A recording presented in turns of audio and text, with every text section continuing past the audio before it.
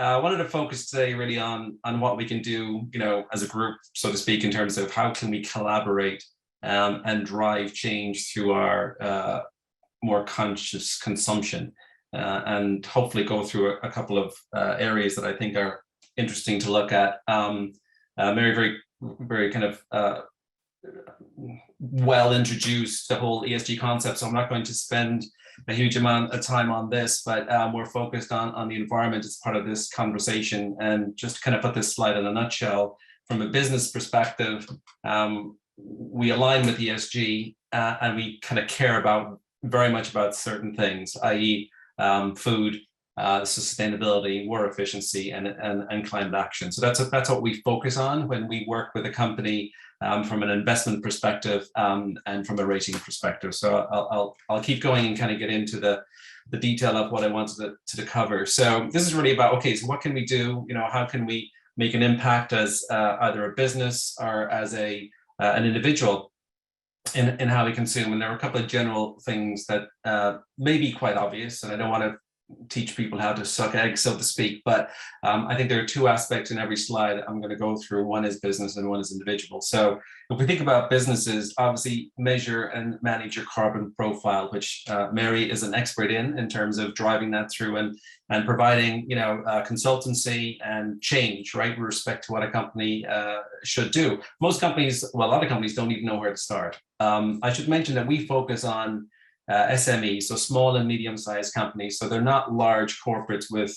potentially large sustainability or CSR, corporate social responsibility departments. They're actually running to stand still in many cases.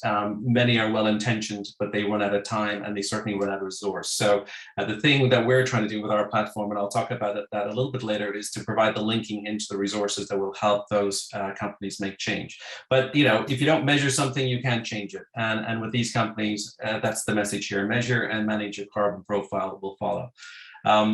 Every company has a supply chain. They're delivering product at the door. That might be a physical product, that might be a services type product, but they are taking input in from the rest of the world and from their suppliers. So I think it's really important that the supply chain is understood and the suppliers are transparent. And many times asking the questions will add a huge amount of insight and will drive change in your supply chain as well. I think being open and transparent on the sustainability of your product as well. Many companies are probably afraid to talk about sustainability because they haven't done enough. But conversely, I think communicating areas where you are working, where you are starting to change, I think is the way to go. I think as a consumer, everybody appreciates an authentic approach. And communicating where you're on the journey is just as important as being on the journey, because absolutely nobody is at the end of this journey. Everybody's somewhere in the mix in terms of engaging in change. And then in general, as a business, there's a marketing and PR aspect. Obviously, with growing interest in the planet and conservation, it's very tempting for companies to engage in greenwashing. I'm sure people know what greenwashing is, but it's essentially trying to come across as greener than you are, maybe through your marketing. And it's not a lasting solution, obviously, and it's dishonest, and people will see through it very quickly. From an individual perspective, I think there are really just two things. One is, make sure you're buying from those producers who are open and transparent, are telling their story and engaging. And avoid that greenwashing. And what do you need to do to avoid greenwashing? Well, look past the soothing colors of the pack, the green text, and flip it around and look and see what details they actually put on their product, if it's a physical product in terms of ingredients or components, etc., or what kind of approval or certification they may have got from independent external bodies. So those are the things to kind of check for. And I think I do it all the time. My kids do it all the time. I think it's a habit that we can get into to kind of get past greenwashing cloak, so to speak. And then if we get into I'm going to cover a few specific areas, food and beverage, clothes, and energy and environment. And this is really about how we take care of ourselves, how we eat, how we keep ourselves warm, how we use energy, etc. So from a kind of a food and beverage perspective, obviously source locally. As a business, source locally wherever you can. and be very mindful of energy hungry artificial conditions. So if you're in the food business, for example, making sure that you're buying your food locally is good.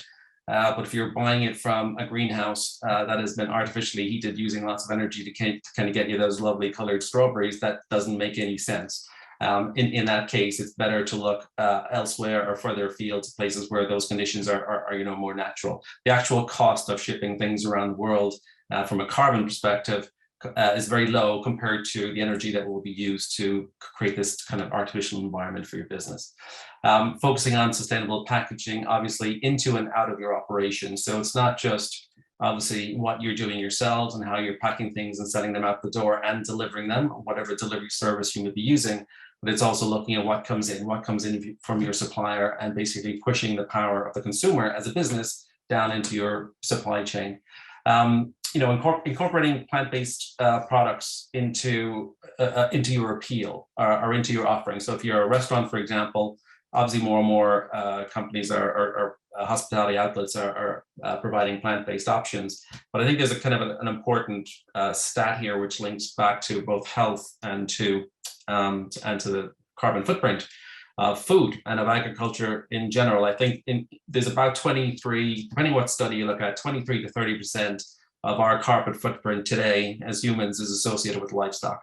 Well, the majority of that carbon footprint is livestock. Going plant-based, you can reduce your personal carbon footprint, everything by up to 50%.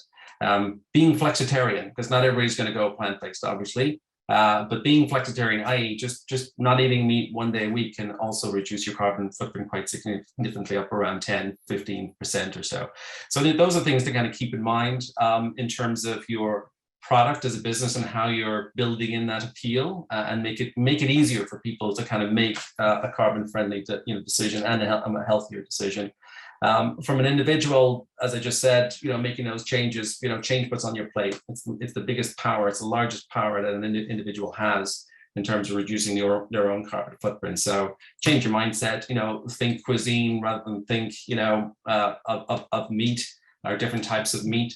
And contribute towards obviously reducing your carbon footprint, conserving natural resources such as water. Livestock is hugely dependent on water, obviously, and livestock is a net destroyer of protein and a net destroyer of calorific value. So these are changes you can make. I'll move on, but Veganuary is coming up, so it's a month that people can sign up for. So why not give it a try?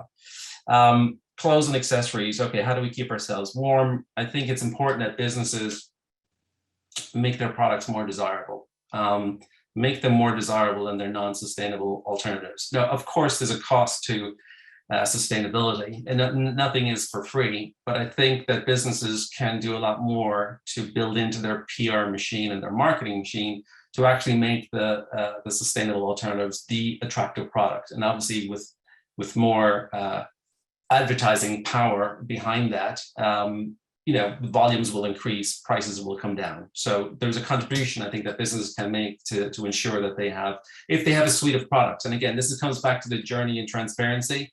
There are lots of companies growing are establishing now that only make very sustainable products, but there's a huge amount of companies, the majority, that are making a mix. So I think moving towards a blend, it makes a lot of sense. And allocating some budget, towards the more sustainable alternative is again the almost like the consumer driving change. Incorporating more sustainable fabrics into the supply chain, obviously from a clothes perspective, and communicating as part of that PR message the benefits of higher quality, longer lasting garments. It's kind of, if you buy cheap, you buy twice. That's a saying in the commercial world. I think that needs to kind of get driven into the garment industry quite significantly. And it's shocking. Everybody knows that the garment industry is hugely wasteful in terms of what goes in and what gets used. The other thing I would say for businesses, offer a high quality repair service. So if you're selling higher quality items that are a little bit more expensive, line it up with a quality repair service as well. So I think it's a net win for everybody. From an individual perspective, I would say, spend a little bit more on higher quality stuff. It'll last longer. Avoid fast fashion. Most of it ends up in landfill. It's not suitable even for reselling, and in most cases, not even reuse or recycling. It's important to think about the fabrics and what pressure they put on the environment as well in terms of chemical use. And when you're thinking about choosing more sustainable fabrics, I mean, it's not every fabric. Cotton is everywhere. Organic cotton is increasingly becoming available. It's still not necessarily a solution because it's very water intensive, but there are other fabrics that are out there like hemp and linen, etc., which are much more sustainable, not just in context of the product itself, but actually the biodiversity of the land that it comes from and how it contributes to growth, etc. Save on clothes. Yeah, start shopping. People will know this term. I discovered it relatively recently through my wonderful daughter. But again, it's a concept that we're seeing now in lots of different places. People are saying, well, why am I buying clothes when I can swap them? I can swap them through a service, or I can swap them through the university or some other type of organization. And the last point there about extending garment life. So if you're going to get a higher quality garment, you want it to last longer because it's cost you more. But you can actually save energy by how you take care of it in terms of only wash it when it's needed. Obviously, there's a whole drive to wash everything all of the time, even though it's a small little stain. Well, there are products on the market now that allow you to do kind of almost like intermittent, cleaning or very spot specific cleaning that people can look at. Lower washing temperatures that don't necessarily have to be so high. There's certain detergents out there now that operate very, very effectively at lower temperatures. Avoid tumble drying. I don't know who does it. It destroys clothes anyway. And it's not terribly efficient, actually hugely inefficient. And then, reducing ironing. Like who wants to iron? Like it's like one of the functions of going back into the office is, hey, you got an iron a shirt. Well, do I? I think there are ways to wash and take care of clothes at lower temperatures that actually reduce your kind of ironing footprint. And who wants to iron anyway? So there was energy and environment. This is just the last slide. I'll just wrap up just to put things in a little bit of a context. This is what we do. You mentioned in the introduction, we work with companies that are looking for funding, and we focus on those that are producing some outcome in energy or social inclusion. So we tend to focus on food companies, in some cases on energy companies, i.e., green and sustainable renewable energy, as well as health as well. So that's what we do. We work with them, whether we're helping to raise funds for them, or we're just offering a service. What we're saying is we can come in and we can kind of start you on the journey of, rating you or classifying you under our categories. And what we find is the value that we want to add is, as Mary said, the rating is just a start. It's not the end result. You have to add insight and you have to add action. And that's what we're building as part of our service. And then the other piece of it, I suppose, is providing that back to the SMEs. But then if they need a referral, if they need help, then we are generating within that ecosystem solutions, right? So it could be the carbon measurement and management solution. It could be some health aspect where we can offer or introduce a provider of a health solution.